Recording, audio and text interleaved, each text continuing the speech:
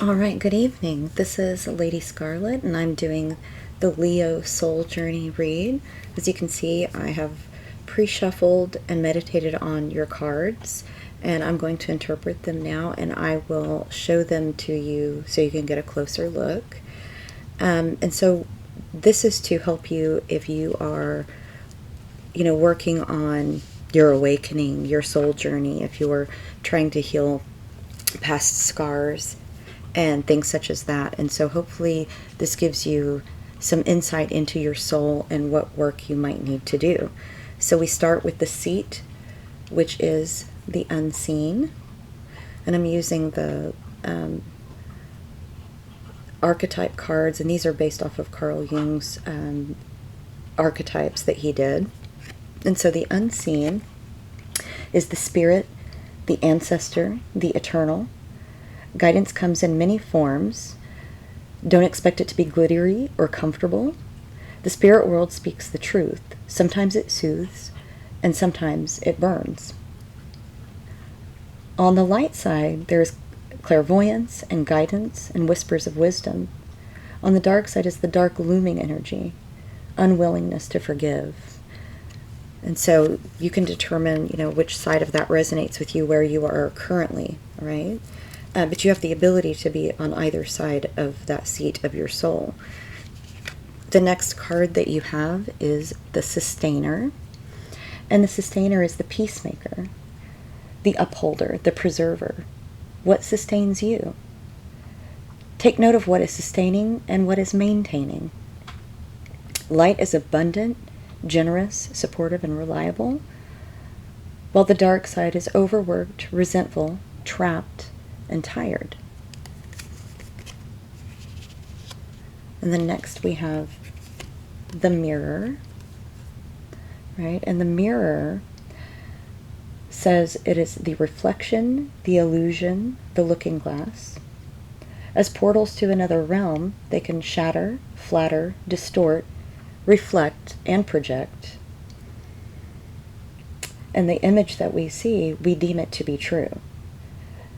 This is either pure awareness or inversely narcissism, comparison, and harsh edges, right? So what do you see when you look in the mirror?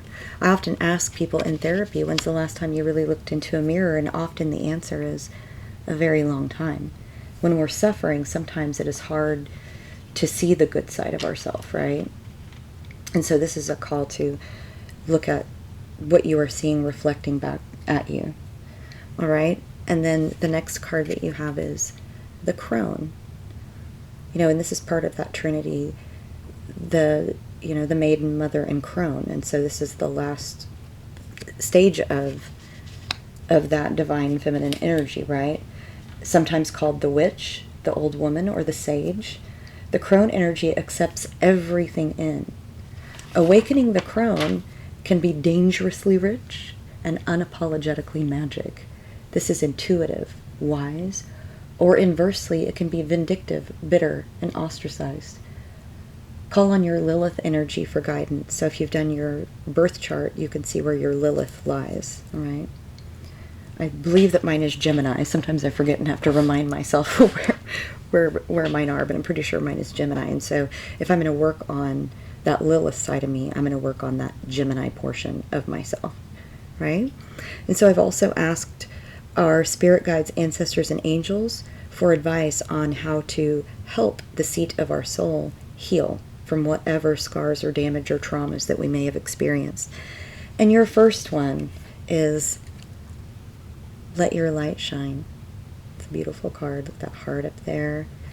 And you can see that they're balancing their chakras and meditation, right? And letting your light shine means be authentic. Embrace your uniqueness. Align with your soul to set yourself free. Feel relief wash over you because you are beautiful. Okay? The next one you have is the Soul Tree. Trees are filled with wisdom.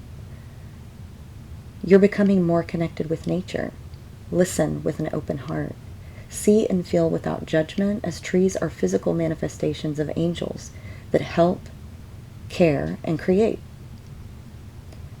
Sculpt ideas of dreams and enjoy planting them and nurturing them. The next one is inner voice. Tune in to your inner voice. This is your inner compass. Do not put off your greatest desires. Your soul wisdom is leading you towards your destination. Trust your own guidance. The next one that you have is the authentic truth. Discover your truth and let others find theirs. The truth will set you free. But remember, there's more than one truth, and answers that you seek exist beyond the beliefs that you hold now. Your truth will fulfill and satisfy. Focus on what makes your heart feel full. And this one is inward revolution. I often talk about, in my own personal deck, I have the 46 and 2 Tool card. That's a song by Tool that is based off of Jung's shadow theory. And I call that the personal evolution revolution card. And this is what inward revolution is about. This is the way of your heart. Your path may seem up and down, inward or outward. Difficulties and challenges can command a greater focus as they may help build bigger and better dreams. This awakening will open you to the wisdom of your own soul. Okay. And then I have some of my personal oracle cards with some advice about the things that you might need to work on in your daily life, right? So the first one that I got was budget and plan. And so if you're working on your budget or finances, maybe you need to do some things to learn about budgeting or planning, or perhaps you might need a professional to help you with that. Okay? Get out and dance. There's nothing like dancing to get in our joy and to open up our spirit and soul. Get out and dance. Pray and meditate. This always helps us with our inner wisdom and balance. So if you pray, pray. If you meditate, meditate. And if you do both, do both. And this is a quote, and this is from To Kill a Mockingbird. It's said by Scout, who is the main character in the story. You never really understand a person until you consider things from his point of view, until you climb inside of his skin and walk around in it.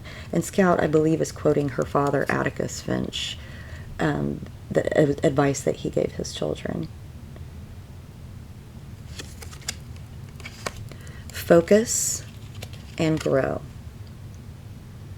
You know, we had a lot about focus and growth in here in that wisdom, so there's some synchronicity there.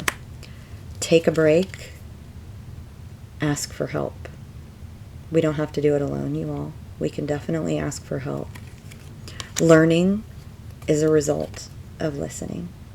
And it's not just about listening to others, it's also about listening to that inner voice, right? Right here you have the inner voice right here. So there's some more synchronicity for you. Listen to that inner voice.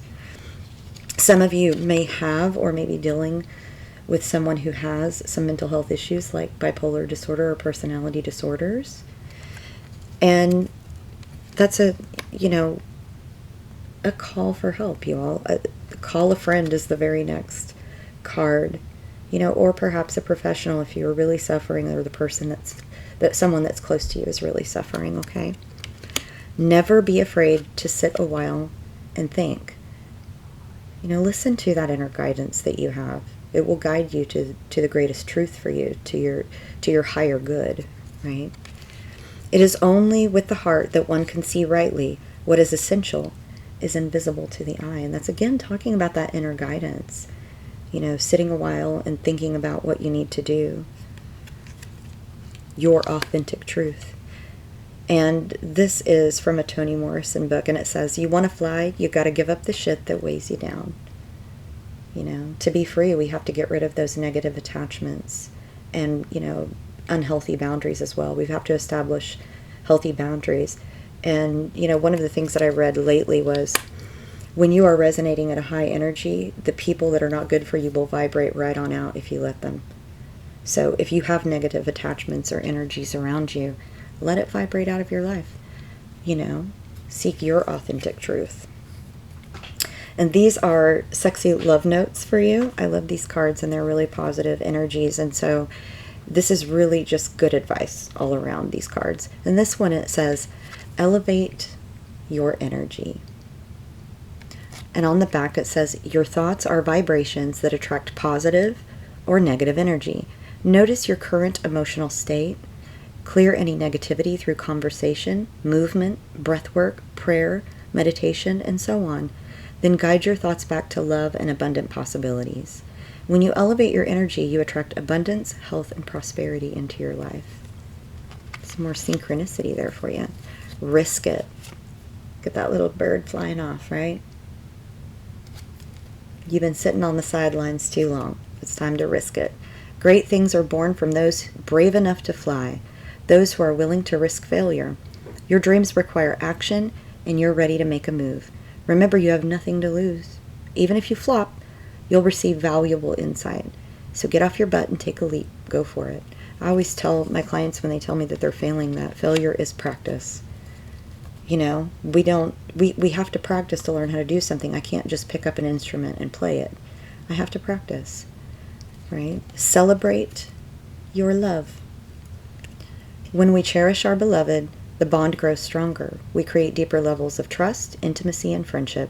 It's all too easy to get comfortable and put your relationship on cruise control, so spice it up instead. Do something special and spontaneous, and if you're currently looking for your soulmate, take yourself out for a fun date. The happier and more connected you are to yourself, the more attractive you will be to others.